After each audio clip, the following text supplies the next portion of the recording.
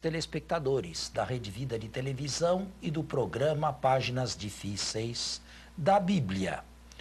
Na verdade, nós estamos passando um pente fino, se assim posso me exprimir, no Evangelho de São Mateus.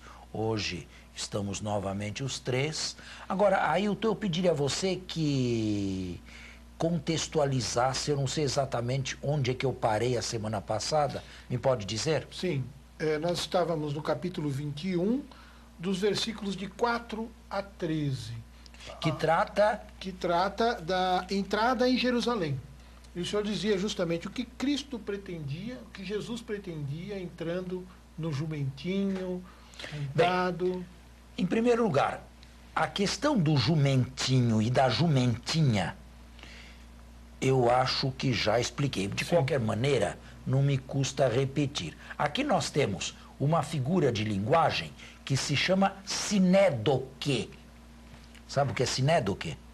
É o plural pelo singular. Na verdade, não é preciso imaginar que ao lado do jumentinho fosse uma jumentinha. De resto, os antigos comentaristas tiveram muita dificuldade em imaginar como Jesus podia se sentar ao mesmo tempo num e noutro. Aqui, simplesmente, houve uma citação ao pé da letra de Zacarias 9:9, e como lá se fala desses dois animais da mesma espécie, o evangelista citou aqui. Plural pelo singular. É uma figura de linguagem que tem um nome complicado, se chama sinédoque.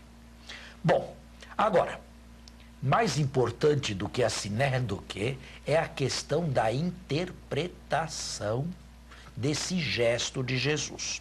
Eu terei dito, agora me estou recordando de alguma coisa, terei dito que a ação de Jesus não deve ter sido uma ação extremamente violenta. Não podemos imaginar Jesus sozinho derrubando mesas, derrubando gaiolas, abrindo gaiolas de pombas, esparramando dinheiro pelo chão. Bem, se Jesus tivesse feito uma ação destas, a polícia do templo e os romanos teriam intervindo imediatamente.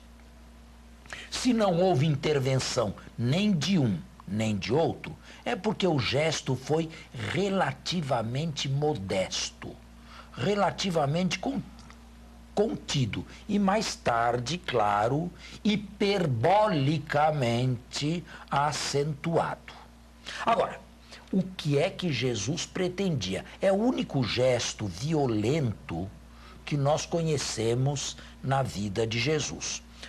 Alguns disseram que Jesus pretendia realmente um golpe de Estado. E, sobretudo, um golpe de Estado contra a ocupação romana. E uma libertação violenta do templo, a modo, mais ou menos, das guerras dos Macabeus. Bem, assim, Jesus seria considerado um sicário, um revolucionário, que depois, sempre segundo esses intérpretes, teria fracassado. Mas nesse caso, nós deveríamos reconhecer que os evangelistas travestiram completamente a imagem de Jesus. E de um revolucionário, nos apresentaram um Jesus manso e humilde de coração. Não acredito que isto seja verdade. Não posso aceitar esta explicação. Um golpe de Estado fracassado. Se deixamos, aliás, são poucos os exegetas que ainda hoje insistem nessa tecla. Um golpe de Estado fracassado. Se deixamos de lado isto, o que Jesus pretendia manifestar ou insinuar com essa ação violenta. Bem, e aqui não faltam sugestões. Há um sem número de sugestões. Eu apenas, para não perder muito tempo num aspecto só do problema, diria que a mais aceitável é a que Jesus estaria insistindo na santidade do templo. Isto é, minha casa é casa de oração e vós dela fazeis um covil de ladrões. Um covil de ladrões. Olha, este comércio de aves e de animais de médio porte para o sacrifício, de certa maneira, era necessário. Também o câmbio de moeda era necessário, porque as moedas pagãs com as efígies do imperador não podiam circular no templo de Jerusalém. E então deviam ser trocadas, devia haver change, nós diríamos hoje, câmbio ali. Agora, esses cambistas deviam auferir um certo lucro nesse negócio. A família de Anás e Caifás, que eram do alto clero, Caifás era sumo sacerdote naquele ano, é conhecida por ter sido uma família corrupta. Doleiro. Se bem que os evangelistas não insistam nesse particular. Portanto, o que me parece mais aceitável é que Jesus fosse contra um comércio abusivo, vamos chamá-lo assim, que se realizava naquele lugar santo, sagrado de Jerusalém, que mais tarde seria chamado a casa de meu pai.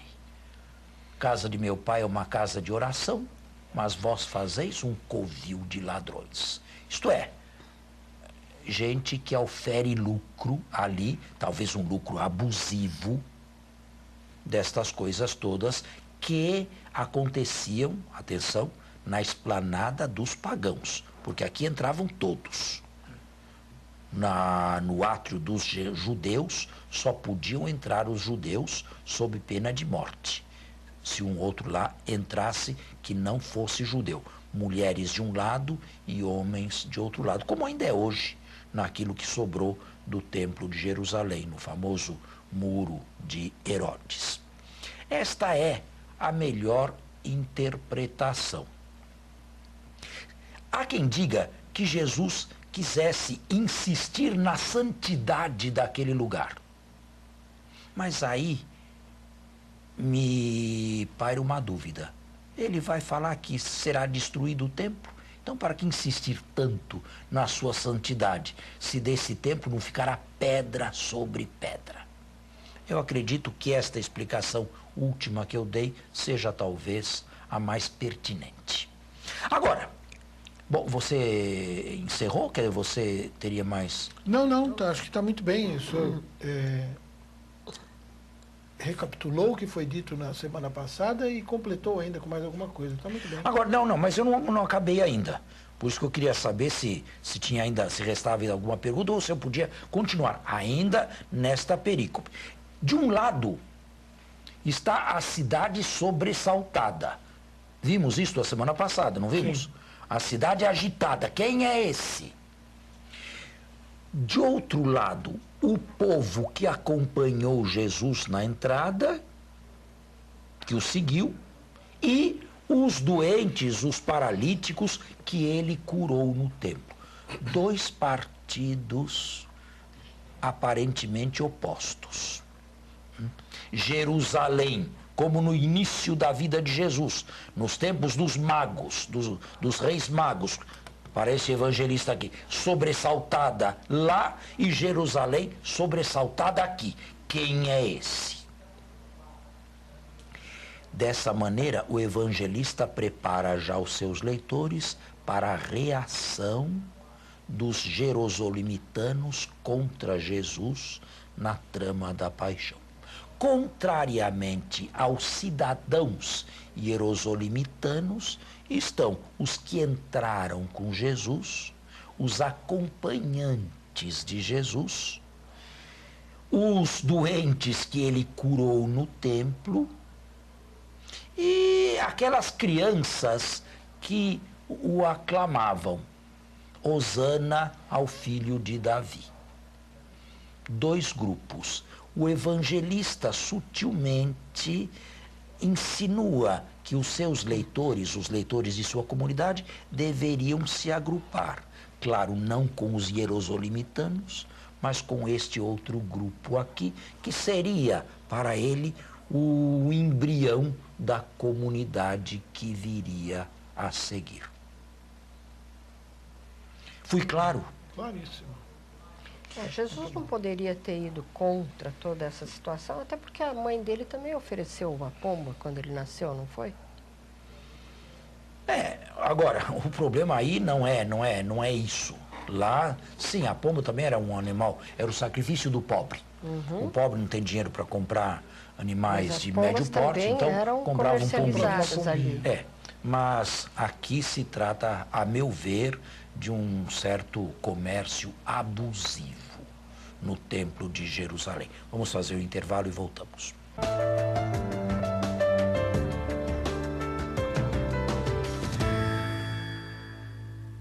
Muito bem, podemos então prosseguir a leitura? Certamente. Então vamos lá. Aproximaram-se dele no templo cegos e coxos e ele os curou. Parece que o evangelista dá mais importância a isso até do que ao vozerio da cidade. Mas tem uma certa razão, porque isso é um fato mais importante do que o vozerio, né? Os chefes dos sacerdotes e os escribas, vendo os prodígios que fizeram... Note, não vendo tanto a ação violenta que fez, mas vendo os prodígios, as curas... E as crianças que exclamavam no templo, Hosana ao filho de Davi, ficaram indignados e lhe disseram, estás ouvindo o que estão a dizer? Jesus respondeu, sim, nunca lestes que, da boca dos pequeninos e das criancinhas de peito, preparaste um louvor para ti? Em seguida, deixando-os, saiu fora da cidade e dirigiu-se para Betânia e ali pernoitou. E este foi o primeiro dia de Jesus em Jerusalém. Entrou solenemente, entrou triunfalmente. No templo realizou algumas curas, uma ação simbólica insinuando indignação contra um comércio lá abusivo e se retirou para Betânia. Betânia fica bem próxima de Jerusalém, na encosta oriental do Monte das Oliveiras, mas não pode ser vista a partir de Jerusalém. Do alto do Monte das Oliveiras, sim, mas de Jerusalém não se vê Betânia. De qualquer maneira, era uma aldeiazinha muito próxima. Hoje, Betânia e Jerusalém são a mesma coisa. E agora, nós vamos para o segundo dia. Embora este evangelista aqui, contrariamente à sua fonte, Marcos, não insista muito nos dias. Não insista muito no segundo dia. Não insinua, ou melhor, não escreve no segundo dia ou no dia seguinte. Mas o que vai ser lido e explicado agora deve ser entendido como tendo acontecido no dia seguinte. De manhã, ao voltar para a cidade, teve fome. E vendo uma figueira à beira do caminho, foi até ela, mas nada encontrou senão folhas. E disse à figueira, nunca mais produzas fruto. E a figueira secou no mesmo instante. Mas que coisa trágica. Que culpa tinha a figueira? Se não era tempo de frutos, que culpa tinha a figueira em não trazer frutos? E de resto, se pode comportar com uma planta como se comporta com um ser humano? Parece um pouco apócrifo aqui, né? Que significa uma maldição a uma planta. Se comporta com uma planta como se comporta com um ser humano irresponsável, pecador. Bem, este é um dos famosos 7 sinais de Jesus, que não são curas nem exorcismos. Já na antiguidade, os comentaristas deste evangelho descobriram o significado. Esta figueira aqui é simplesmente simbólica. Ela não é real. De resto, se Jesus tinha acabado de sair de casa, como tinha fome? Não tinha comido antes de sair? E por que só Jesus tinha fome? Os seus também não tinham fome? Percebe que se entende isto aqui de uma maneira literal, há muitas dificuldades e contradições. Que sentido tem amaldiçoar uma planta? Mas esta planta aqui é simbólica apenas. Ela, a figueira, está por Jerusalém. É o símbolo botânico de Jerusalém. Aliás, figueira é uma planta bíblica. Ela é muito mencionada na Bíblia, ao lado da vinha, também de videiras. Videiras, figueiras, são árvores bíblicas, já no Primeiro Testamento. Esta figueira aqui, improdutiva, fértil, estéril, é o símbolo de uma Jerusalém que deixou de produzir fruto. Os comentaristas antigos que caminharam nesta direção intuíram perfeitamente bem. E a modernidade, nós não fazemos outra coisa a não ser insistir na mesma tecla. É um simples simbolismo literário e tirado do mundo botânico de uma Jerusalém que rejeitou Jesus, que não irá aceitá-lo, pelo contrário, que se prepara para crucificá-lo. Mas com isto decreta também a sua própria falência. Para o evangelista, para esse evangelista aqui, é muito importante dar fruto ou não dar fruto. Frutificar ou não frutificar, para ele é muitíssimo importante. Faz parte da teologia de Mateus. No Sermão da Montanha, o primeiro sermão, lá vem dito: pelos frutos os conhecereis. Uma árvore boa não pode dar maus frutos e uma árvore má não pode produzir frutos bons. Para este evangelista, frutificar ou não frutificar é decisivo para se concluir a respeito da salvação ou da condenação. Estes aqui, esta figueira simbolizando Jerusalém, tornou-se estéril. E nós vimos na perícope seguinte que ela toda entrou em agitação quando Jesus lá chegou. A resposta da multidão não foi lá uma resposta profundamente cristológica ou teológica, é o Filho de Deus, é o Messias, é Jesus de Nazaré.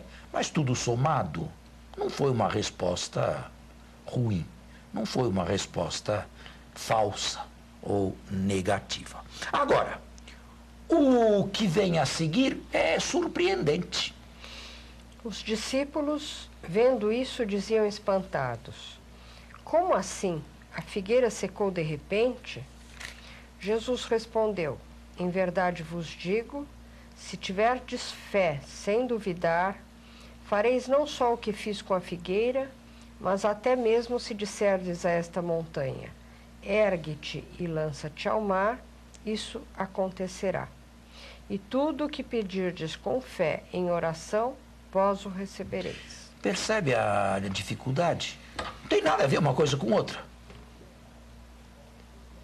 Estamos numa figueira, símbolo de uma cidade que deixou de produzir frutos para Deus. E de repente se fala do poder da fé e da oração de petição com fé carismática, mas que tem a ver uma coisa com outra. Na verdade, o símbolo da videira amaldiçoada não é unidimensional. Ele não vai apenas numa direção. Ao mesmo tempo em que a figueira explica a esterilidade, simboliza a esterilidade de Jerusalém, refiro-me à figueira seca e infértil, sem frutos, o evangelista procura um segundo viés, procura uma segunda explicação. Dá uma segunda explicação que, à primeira vista, nada tem a ver com a primeira. Ou seja, o sinal é plurivalente. A figueira seca agora é o símbolo de uma oração carismática, ou seja, de uma oração eficaz, de alguém que pede com tal confiança, com tal certeza a Deus, que infalivelmente recebe aquilo que pede. Se o evangelista descreve as coisas dessa maneira, é porque essa fé carismática não era lá uma fé muito comum, nem mesmo na sua comunidade. E então, uma certa insistência para que se relacione alguém com Deus através de uma fé mais profunda, mais consolidada, uma confiança absoluta, total. Vamos convir, não é muito comum também entre nós, porque normalmente nós pedimos a Deus, mas nós nunca nos lançamos no mar despreparados. Normalmente carregamos uma pequena boia escondida de trás dos braços. Se não der certo lá, eu me garanto aqui. E isto não é a fé que Jesus deseja da comunidade. Bom, o nosso tempo se esgotou. Poxa.